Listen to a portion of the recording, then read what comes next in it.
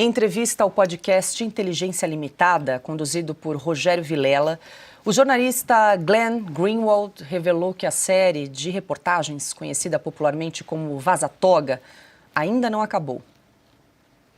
E o que você pode falar de material que você ainda tem para mostrar? O que dá para se falar? Ainda, obviamente, quando você está divulgando reportagem baseada no arquivo, todo mundo quer saber quem mais tem. Exato. Por que está demorando? Todo mundo está faltando paciência. Que eu entendo completamente. Provavelmente Ele está mentindo, não tem mais nada. Exatamente. E, tem na mais verdade, coisa. Publiquei um vídeo hoje explicando o processo. E eu tentei explicar que passamos muito...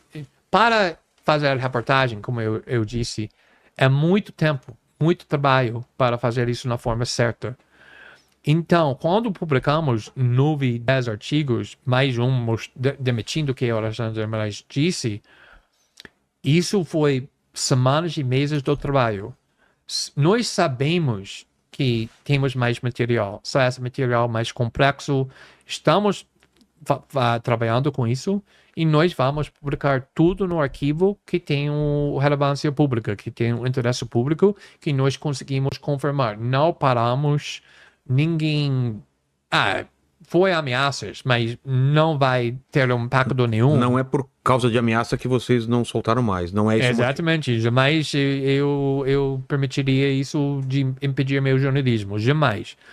Então, eu entendo pessoas por que não é mais rápido? Mas o processo não é um McDonald's. Você pede, gostaria de tirar o Big Mac e 15 minutos depois chega. Não, o jornalismo não é assim. Porque se nós corremos sem profissionalismo, sem confirmando tudo, vamos errar. Isso vai destruir a credibilidade da reportagem e só uma pessoa vai ser ajudado se nós fizermos isso. É Alexandre de Moraes. Mensagens vazadas revelaram detalhes sobre o uso do TSE para conduzir investigações direcionadas ao Supremo Tribunal Federal. Glenn citou especificamente o caso da Revista Oeste. Foi Alexandre de Moraes criando a própria investigação e depois eles criaram um sistema para esconder o que estava acontecendo, para criar a imagem que foi o TSE iniciando a investigação na própria conta e depois levando isso para Alexandre de Moraes, porque eles saberam que isso foi errado, que eles estavam fazendo e eles queriam esconder isso. Mas outra coisa que eles fizeram, por exemplo, o Alexandre de Moraes queria fechar o site e Revista Oeste e outros, e ele mandou o TSE de investigar e encontrar evidência da crime para justificar o fechamento. Ou seja, não tinha alguma coisa e a partir daí começou uma investigação. Criou uma investigação para justificar o que ele queria fazer.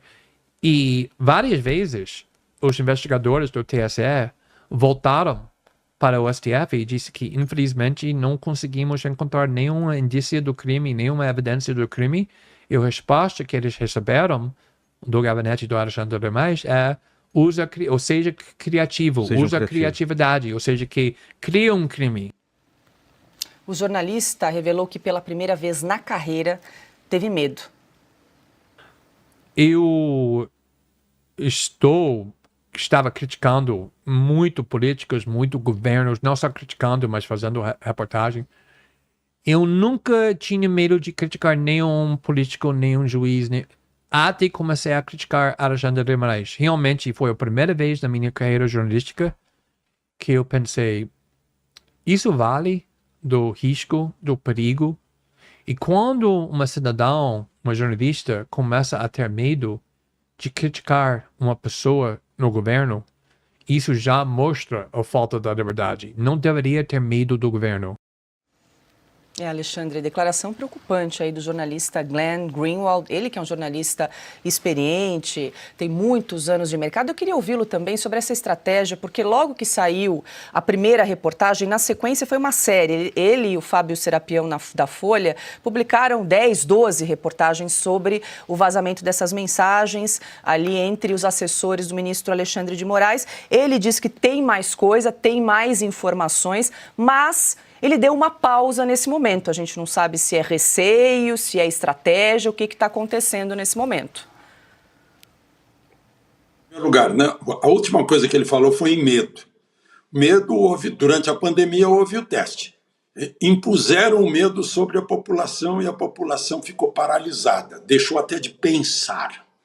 Então viram que o medo é uma arma eficaz para dominar, em primeiro lugar. Em segundo lugar, o Glenn Greenwald está fazendo um jornalismo investigativo, não está fazendo nada fora.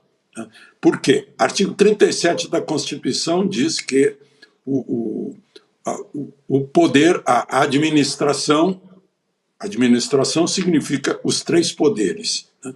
Tem por característica a publicidade no sentido de ser público, ser transparente, dar informação ao público de tudo que está fazendo o público para o qual a administração existe e que sustenta a administração precisa saber o que faz. Segundo lugar, né, tem o sigilo da fonte garantido pela Constituição e não haverá sequer uma lei que crie obstáculo para a livre informação, assim como não haverá censura, é o que diz a Constituição, artigo 220, mais o artigo 5º, inciso 4º da liberdade de expressão do pensamento. Então, ele está nisso aí. O que ele está fazendo não é nada ilegal, né? Agora, por outro lado, o poder judiciário ter um órgão, digamos, de informação, tipo CIA para criar, né?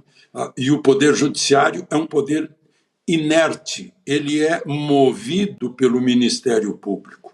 Ele não pode tomar a iniciativa de inventar crime, de começar inquérito, de começar investigação, vale dizer inquérito, né?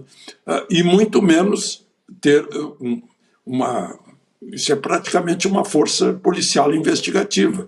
Esse cidadão que estava lá envolvido nos telefones celulares dele era um perito criminal. Estava fazendo o que lá? Tribunal Eleitoral é um órgão administrativo para fazer a eleição, para fazer uma eleição transparente, uma eleição sobre a qual não pairem dúvidas, que a contagem de votos seja clara, entendida por todo mundo. Então é aí que está trabalhando o Greenwald, que chegou a dizer nessas declarações que ele fez, que Lula foi liberado porque era o único capaz de fazer frente a Bolsonaro, botaram na cabeça, né, porque isso tem golpista. Bolsonaro quer virar ditador, Bolsonaro quer fechar o Supremo. Então passaram a trabalhar em cima disso, né? Criaram. O Hitler criava isso lá na Alemanha para se justificar perante um povo que gerou Beethoven, gerou Goethe e concordava com Hitler, porque tinha medo e tinha essa maneira de convencer as pessoas. Olha, parece que é isso mesmo. E aí as pessoas concordam. E vai se tomando o poder. E aí, quando as pessoas percebem, já esmagaram o jardim, já mataram o cachorro e já tiraram a voz da garganta, e aí já é tarde.